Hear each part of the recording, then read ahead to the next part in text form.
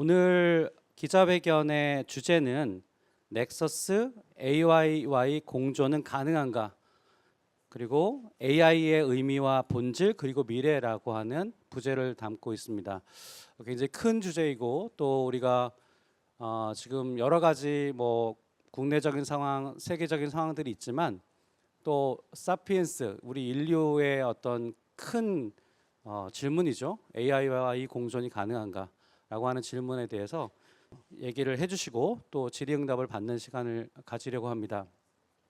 사실 여기 이제 많은 분들이 오셨는데요. 한국의 정치적인 상황뿐만 아니라 전 세계적으로 또 지금 굉장히 혼란이 많이 있죠. 정치적 양극화도 있고 그리고 민주주의 위기 문제도 있고 이제 그런 가운데 이 넥서스라는 책이 또 굉장히 그 질문에 대해서 답을 하고 있는 뭔가 또 통찰을 주고 있는 책이라고 저희는 생각합니다. 본격적으로 들어가기 앞서서 유발 하라리 작가님의 이 넥서스를 왜 쓰게 되셨는지 또 거기에 주요한 내용들은 무엇인지 어떤 말씀을 또 하고 싶으신지에 대한 간단한 톡을 좀 듣고 간단한 말씀을 듣고 그리고 또 질문 이어가도록 하겠습니다. 그 중간중간에 또 저도 그 흐름에 맞게 저 나름대로 질문도 하고 또 여러분의 질문에 이렇게 연결시켜서 말씀도 나누도록 하겠습니다. 우리 유발 하라리 작가님의 넥서스에 대한 메시지 이런 것들을 좀 전달하는 시간을 갖도록 하겠습니다. 예, 유발 하라리 교수님 따뜻하게 또 한번 박수로 환영해 주십시오. I hope you can hear me. And first of all, it's a pleasure and honor to be here again. I've been in Korea twice before. I planned to come earlier, but first there was COVID, then there was the crisis in my own country, first the attempt to destroy the democratic system in Israel, then the war with Hamas and Hezbollah. So it took me some time to come again. And it also took me quite a long time to write this book, Nexus, more than 5 years of research and writing. And it's difficult to summarize the book briefly. So I will say only two things, one about AI, one about human beings. The one important message about AI that I think everybody needs to know is that AI is not a tool, AI is an agent. All previous technological inventions of humanity, whether a stone knife, whether the printing press, whether the atom bomb, they were tools in our hands. We decided what to do with them. You can decide to use a knife to cut salad or to murder somebody. You can decide to use nuclear technology to produce electricity or to wage war. It was always our decision what to do with the technology. AI is different. It is something that can make decisions by itself and can invent new ideas by itself. An AI weapon can decide by itself who to bomb. An AI can even invent completely new weapons by itself. Therefore, the invention of AI is a completely different revolution than any previous technological revolution. Anybody who thinks we can control AI the same way we controlled previous tools doesn't understand what AI means. If you can predict what it will do, then it is not an AI. So what will happen when we release millions of highly intelligent agents into the world that we cannot control and predict? This is the big challenge facing humanity. The second thing I wanted to say briefly is about humanity. And the message is that at the moment we need humans to cooperate more than in any previous time in history. We have a global crisis of trust between humans. Humans are losing trust in each other exactly when they need to cooperate to deal with AI. At the heart of the AI revolution, there is a paradox of trust. When I travel around the world, and I visited US and Europe and Japan, and from Korea I'll proceed to China, I talk with the people who lead the AI revolution, the entrepreneurs, the scientists, the politicians, and I ask them two questions. The first question I ask is, why are you moving so fast? And they always reply, we understand that it is very risky and that we should move more slowly and carefully in the development of AI, but we cannot trust our human competitors. If we move more slowly, if we invest more in safety, if we have these regulations on AI, and our human competitors don't do the same, they will win the race. We will be left behind, they will win the race, and they will rule the world. Because we cannot trust the other humans, we must move faster and faster. Then I ask the second question, do you think you could trust the super intelligent AIs that you're developing? And the same people who just told me they can't trust the other humans now tell me, yes, we think we can trust the AIs. And this is the paradox of trust, that people who cannot trust their fellow humans nevertheless think they could trust this alien AI, this alien intelligence. So I will end by saying that we need to reverse our priorities. We need to first solve the problem of trust between humans before we develop a super intelligent AI. If humans trust each other, we can together create and educate an AI that will be reliable. But if we don't trust each other and AI is born out of competition and distrust and conflict, it will be disastrous for humanity. 오케이. 예, 감사합니다. 여러분 이 넥서스 책을 다 요약하는 건 힘들지만 지금 두 가지 정말 하시고 싶은 메시지 두 가지를 말씀하신 것 같아요. 하나는 AI는 툴이 아니라 에이전트로 달아주고 있는데 이거 굉장히 큰 문제다.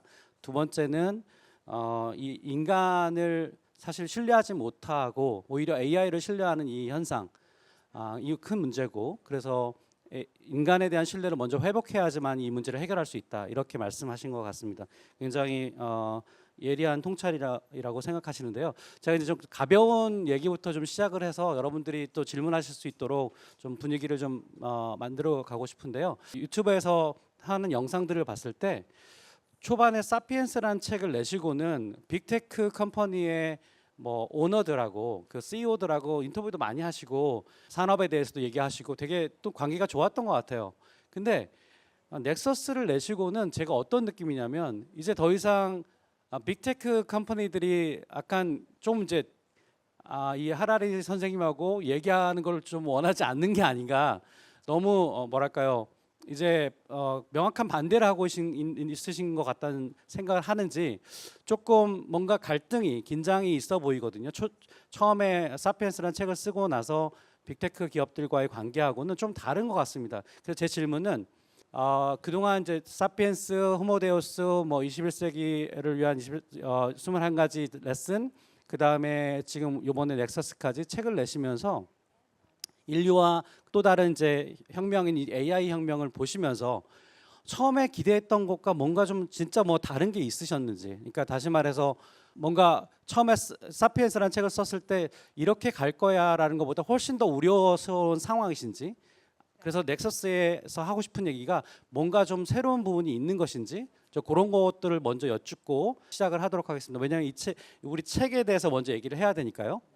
Well, I didn't expect the success of my books. I'm originally a specialist in medieval military history, the military history of Europe in the Middle Ages. This is my original field of expertise. So it's very surprising to find myself here like 10, 15 years later talking about AI and cyborgs and the future of humanity.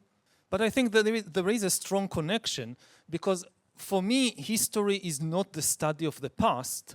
History is the study of change, of how things change. Historians don't just try to remember which king won which battle in 1,000 years ago. They try to understand the process of change in the world. And this is now extremely relevant and important because we are in the midst of the biggest change in human history. And I think the people who lead the high-tech companies, for instance, they are still open to discussing with me, with other historians, with philosophers, because they are also afraid. I think they understand better than anybody else the immense power of the technology they are developing, and they are afraid. They are caught in this, again, this paradox of trust, this arms race situation. Many of them would like to slow down, but because of this feeling that I can't trust the other humans, they feel forced to move faster and faster. So I don't think about the leaders of the AI companies or the high-tech companies as evil people or as enemies. Again, the aim is how to learn to build trust between enough of them so that we can manage the AI revolution in a more responsible and safe way. 그러면 제가 요 질문만 조금 추가로 드리고 바로 여러분들한테 질문할 수 있는 기회들을 드리겠습니다. 빅 컴퍼니 중에서 정말 유바리 작가님하고 아까 얘기를 했을 때 정말 AI에 대한 진정한 우려와 어떤 진짜 제대로 어떻게 하면 더 발전시킬 수 있는 것인지 인류에 해를 가하지 않으면서 이런 얘기를 진지하게 하는 빅 컴퍼니의 한 곳을 꼽으면 어디라고 얘기하실 수 있겠습니까? I don't want to give, as a professor still, I don't want to give kind of marks to the students in a kind of open way. But I would say that you don't even need to ask me. On record, you have many of the people who lead the AI revolution expressing very grave concerns. You have people like Sam Altman, people like Elon Musk, people, of course, scientists like Geoffrey Hinton, who won the Nobel Prize, saying publicly that this can lead to the extinction of humankind. I've heard some people say that, they are saying it just to create more interest in their industry and just to attract more investment and create more hype. But I think that this is really ridiculous. I think we need to take it seriously. You don't hear the managers of oil companies going public and saying oil could destroy humankind in order to raise their stocks.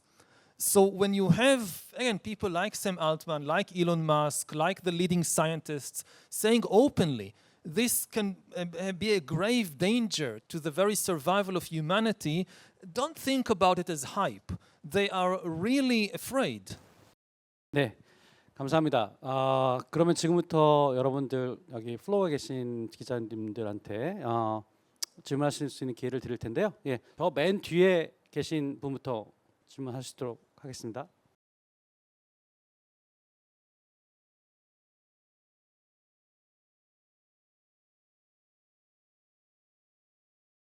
Well, I'm not an expert on Korean politics or society. And I know from my country, from Israel, that it's too easy for foreigners to come visit for a few days, think they know everything, and have these very strong opinions about what happens and what should be done. And I try to avoid this. So I'll just say two things. First, a bit kind of almost humoristic.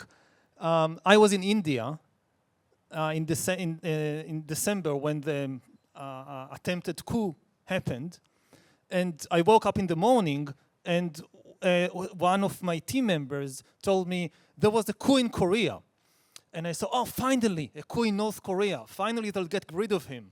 And he says, no, in South Korea. But seriously, I mean, in a way, it wasn't such a big surprise because we see this thing happening again and again in more countries. And actually, this is a very old problem in democracy that we know from history.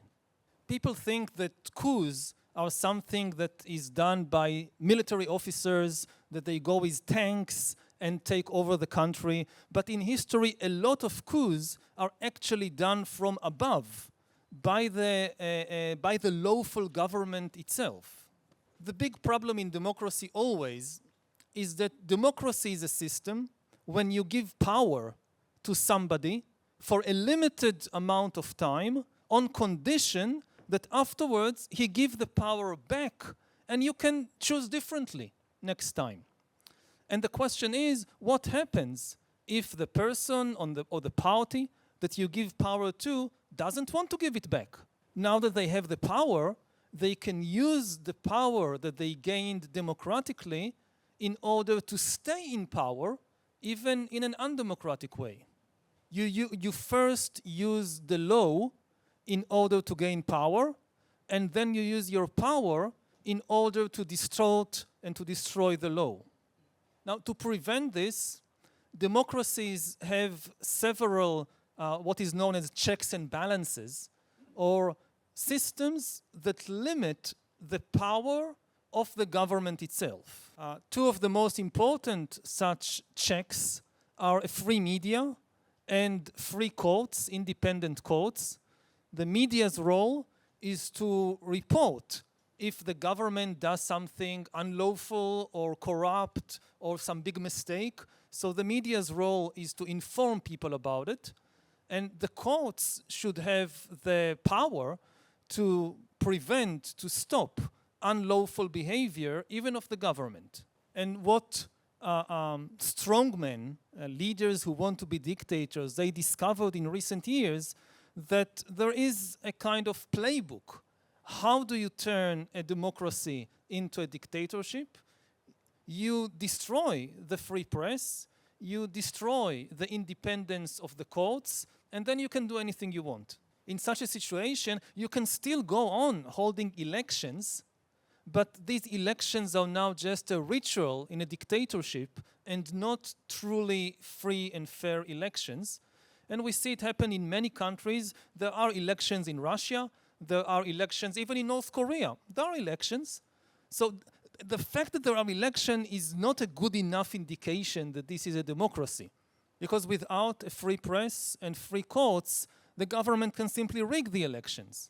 So the real question whether a country is democratic is the question, what limits the power of the government?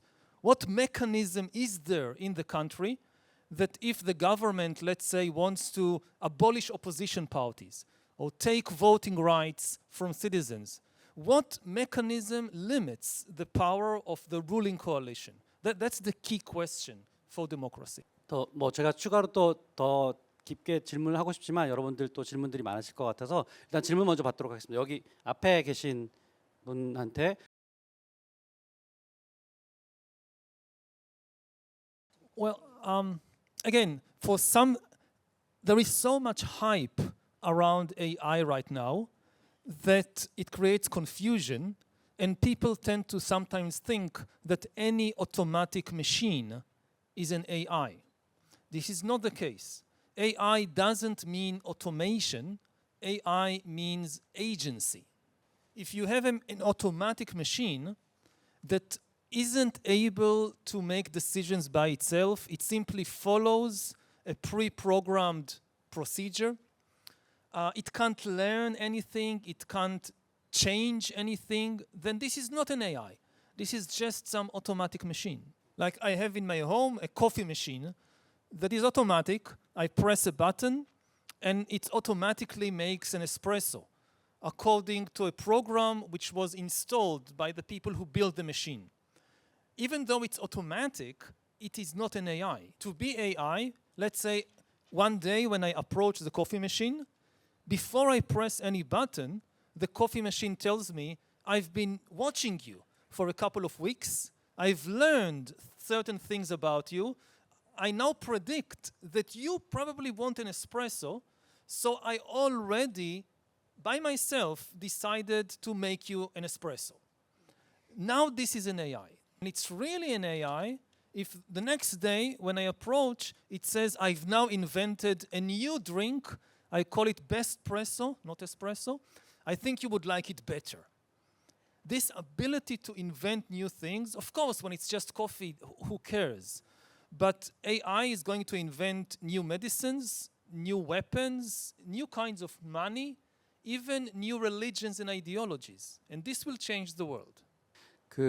잠깐 그 질문 받기 전에 조금 이어서 정말 저는 중요한 이슈라고 생각이 들어서 얘기를 하다 보니까 사실 자율성을 갖는다는 거, 에이전트가 된다는 거는 이제 오토메이션과 다르다는 말씀을 하신 거는 제가 저희도 인정할 수가 있는데, 근데 결국에는 추천을 자동으로 추천을 해준다고 하는 것이 그것이 자율적인 존재가 됐다는 뜻은 아닐 수도 있을 것 같거든요. 아직은. 왜냐하면 자율적인 존재라고 하는 것은 사실 스스로 결정을 하고, 그리고 우리가 휴먼이 그 AI의 결정에 어쩔 수 없이 따를 수밖에 없는 상황이 연출될 때, 그때야 바로 AI가 자율적인 존재가 됐다라고 할 텐데, 다시 말하면 우리가 아직은 AI에게 명령을 주고 추천을 아무리 해줘도 우리가 거부할 수 있고 난 그 싫어라고 얘기할 수 있는 지금 상황이라면, AI가 에이전트가 된다는 것은 자율적으로 뭔가를 하고 그렇게 그 결정을 한다는 건데, 아직은 그 상태는 아니지 않는가. 다시 말해서 어떤 목표를 주면 그 목표에 가장 적당한 수단을 주지만 그 목표 자체를 설정하는 단계는 아직 아니고, 그것이 최후의 인간이 AI에게 맡겨서는 양도해서는 안 되는 그런 지점이라고 생각하는데, 그렇다면 지금 어떤 의미에서 자율적인 에이전트가 됐다는 것이 조금 더 명확하게 이해될 필요가 있지 않을까 생각이 돼서 좀 말씀드리고 싶습니다. But one thing important about this, even if it's only recommendation, we know that recommendation has enormous power, especially as people gradually they just follow whatever the recommendation is, like we saw, with Waze and these programs that recommend how to travel around the city. They don't force you to do right or left, they just recommend. But most people, very quickly, they just blindly follow the recommendation and they forget how they can travel around the city without this help. 그러니까 자율성이라는 게 비자율적이고 자율적이고 이렇게 양분되는 게 아니라 뭔가 미끄러지는 지점이 있다는 말씀을 하신 것 같아요. 저도 그 부분에 동의를 합니다. 네, 우리 질문.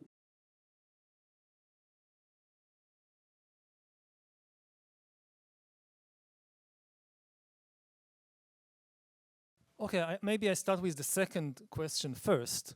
That we know there are going to be tremendous changes in the job market, but we cannot predict what they will be and what kind of jobs people will still be doing in 5 or 10 or 20 years. For example, some people think, oh, this is the age of AI, this is the age of computers, so I should learn how to code because they'll need a lot of coders. But maybe not. Maybe AI becomes so good at coding that we don't need human coders, or at least we don't need many human coders. The best advice that I can give is that because the job market will be extremely volatile, it will keep changing again and again as AI becomes better and better.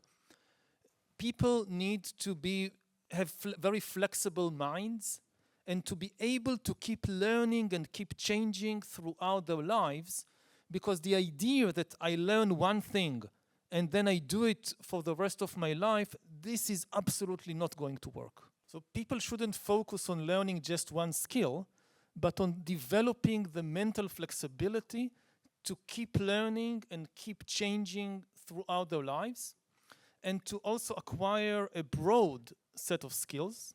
Generally, skills are often divided into 3 kinds. You have intellectual skills, like reading a lot of articles and analyzing them and writing your own article. You have more emotional and social skills for how to interact and relate to other people. And you have bodily skills, motoric skills. And it's best to develop all 3. If you only develop your intellect, this is the easiest thing for AI to replace. As for the first question about the role of journalists and human journalists, I think it is more important than ever. AI is extremely good in generating more information, much faster than us, but information isn't truth. Most information is junk. Most information is fantasy and illusions and sometimes lies. In a completely open market of information, in a completely free market of information, the truth will be flooded by enormous amounts of fiction and fantasy. The truth has three main problems. First, the truth is costly, whereas fiction is cheap.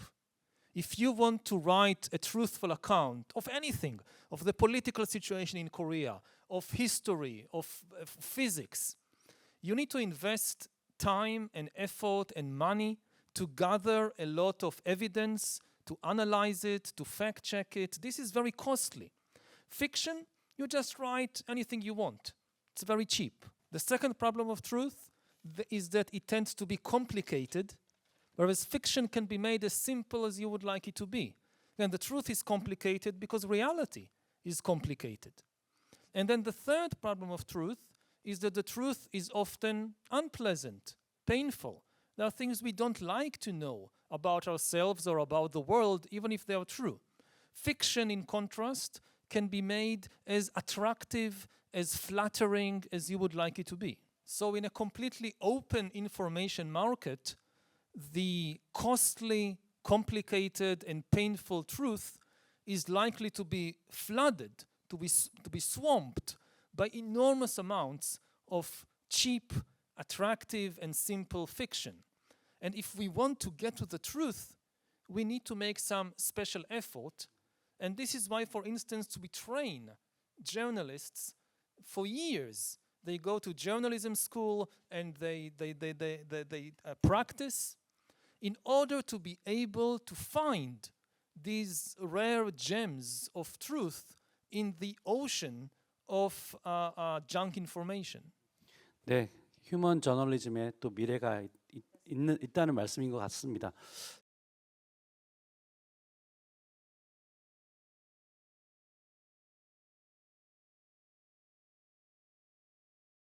I think AI has both positive and negative potential in this respect. It's all a question of how we are using it. If used badly, AI can create immense inequality both within countries and between countries, as the few people and few corporations who lead the AI revolution might accumulate enormous economic and political power, whereas everybody else becomes powerless. We could see a repeat of what happened in the 19th century with the Industrial Revolution.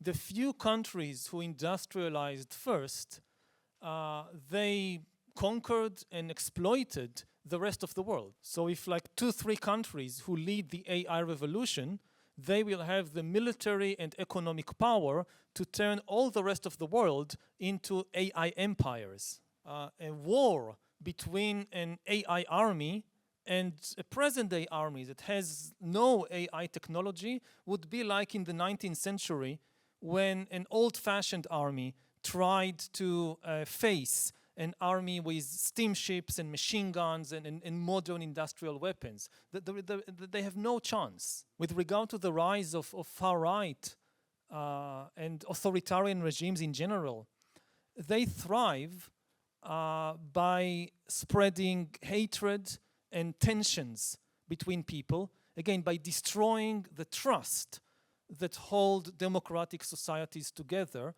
Democracy needs trust between citizens in order to function. Dictatorship doesn't need trust. Dictatorship works on fear. What we see happening in recent years is that we have the most sophisticated information technology in history, and people can no longer talk with each other. And the connection is that AI algorithms and bots, especially on social media, they deliberately spread conspiracy theories and fake news that cause fear and hatred between citizens. And then when the trust between citizens collapses, you can't trust your fellow citizens, then democracy becomes impossible. But democracy is not helpless. There are steps that democratic governments can take to prevent this. The easiest and one of the most important steps is to have a law against fake humans, against counterfeit humans, by which I mean a law that forbids bots and AIs to pretend to be human beings. When you go online and read some story or talk with somebody, you need to know if this is a bot or this is a human being. It must identify itself as a bot. And counterfeit humans, bots that pretend to be humans, should be a crime just like counterfeit money. Some say, but this is again freedom of speech. But freedom of speech is a human right. Only humans have freedom of speech. Bots don't have freedom of speech. If a human writes some fake news story, I think this should be protected by freedom of speech. We should be very, very careful, except in extreme circumstances, not to censor human expression. But the main problem is not the content produced by humans. The main problem is the content which is produced and spread by bots and algorithms.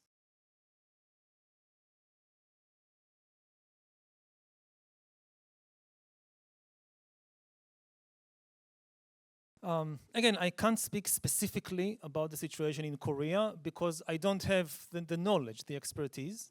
But generally speaking, I would say that in a democracy, a very wide range of opinions and interests should be represented and should be allowed to run in elections. And if they get the majority of the votes, then they have the right to form the government. However, the condition, if you want to play a part in the game, you must accept the rules of the game. So somebody who tries to win elections, but if he or she wins, then they want to use their power to form a dictatorship, this is unacceptable. The whole point of a democracy is that you have these self-correcting mechanisms that limit the power of the government.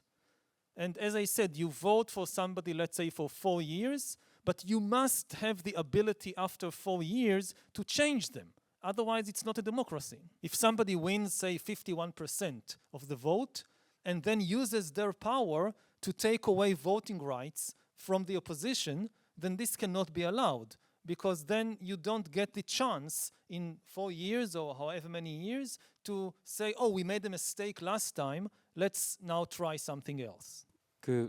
여기 다 저널리스트들이 와 계시니까 조금 지금 이 질문에 이어서 꼭 정말 아마 다들 궁금해하실 것 같아서 그렇다면 선생님의 어떤 관점에서 기존의 레거시 미디어와 그다음에 혹시 뉴 미디어라고 하는 유튜브라든가 SNS라든가 이런 것들이 지금 이제 사실 서로 다른 메시지를 주고 있는 갈등의 상황일 수도 있는데 지금 이 시점에서 이 AI가 이렇게 새로운 콘텐츠를 막 만들어내고 검증 불가능한 그런 콘텐츠를 만들어냈을 때 오히려 예전보다 더 레거시 미디어가 더 중요한 그런 순간이지는 않을까라는 어떤 그런 논쟁들이 지금 한국 사회도 있거든요. 그거에 대한 좀 견해를 좀 말씀해 주시면 좋겠습니다.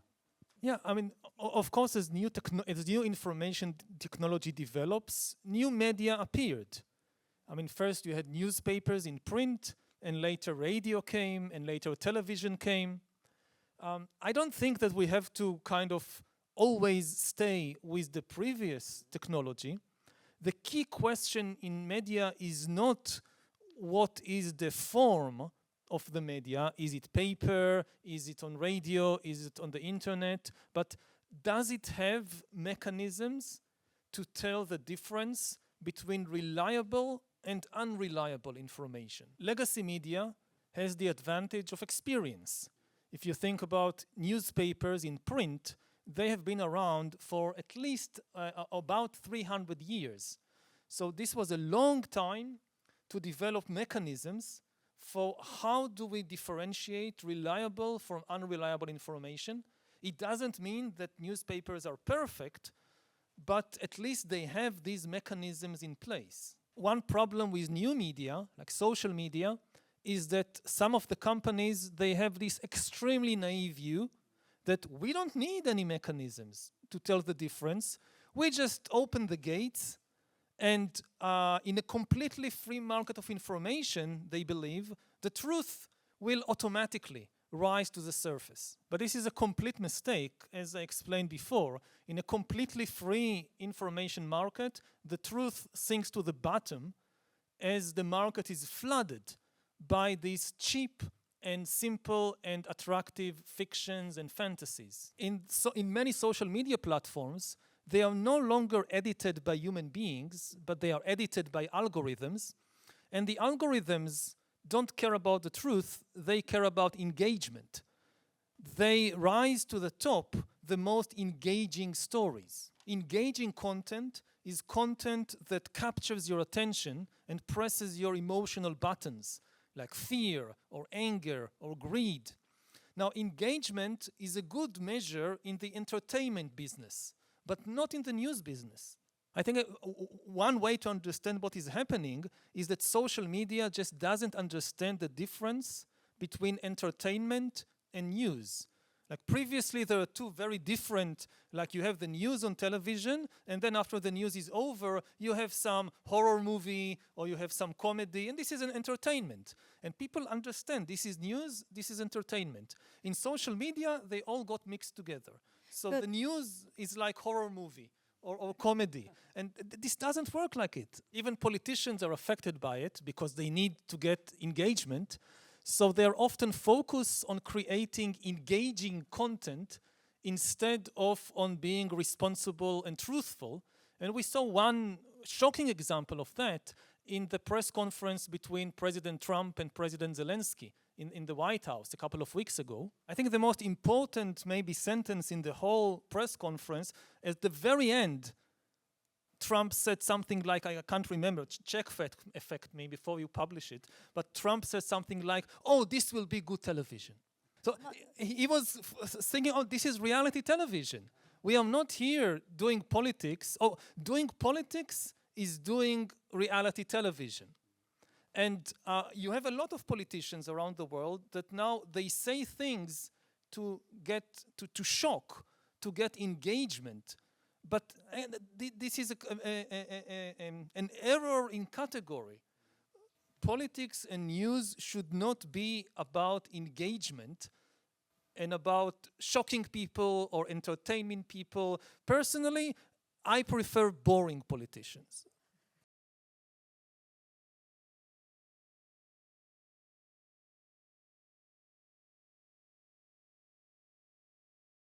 So this is a big question. We have very little time. I'll say two things only. First of all, to ban the bots, by which I mean bots and chatbots and AIs are welcome to talk with us, but only on condition that they clearly identify themselves as AIs and not as human beings. If I go on Twitter or TikTok and I see some content, I need to know whether this is a human being or an AI producing it. Secondly, to be more charitable or generous in the way we interpret what human beings say and do. Every word, every action can be interpreted in several different ways. And unless we have good evidence that the other human, that the other group is lying or doing something harmful, we should not immediately go for the worst possible interpretation. We should give them the benefit of the doubt.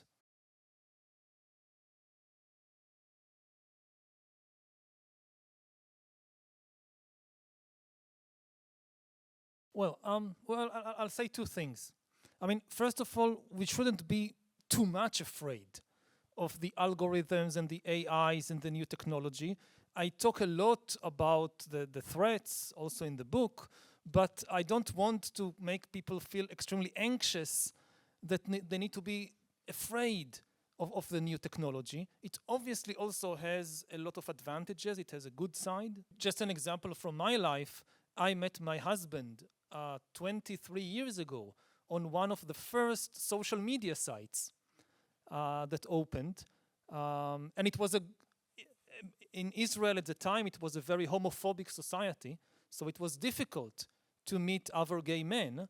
And this social media website was wonderful in this sense because it connected us, and here we are still together after 23 years. The question is how to get the algorithms and the technology to serve our genuine psychological and social needs instead of manipulating us. And here what I can recommend is for people to have an information diet the same way that a lot of people have a food diet. We need food to sustain our bodies, but we know that too much food isn't good for us, and especially too much junk food isn't good for us. A little is not too bad, but people try to be mindful what they eat, what they feed their body. They need to be equally mindful of what they feed their mind. Actually, too much information isn't good for us, the same way that too much food isn't good for us.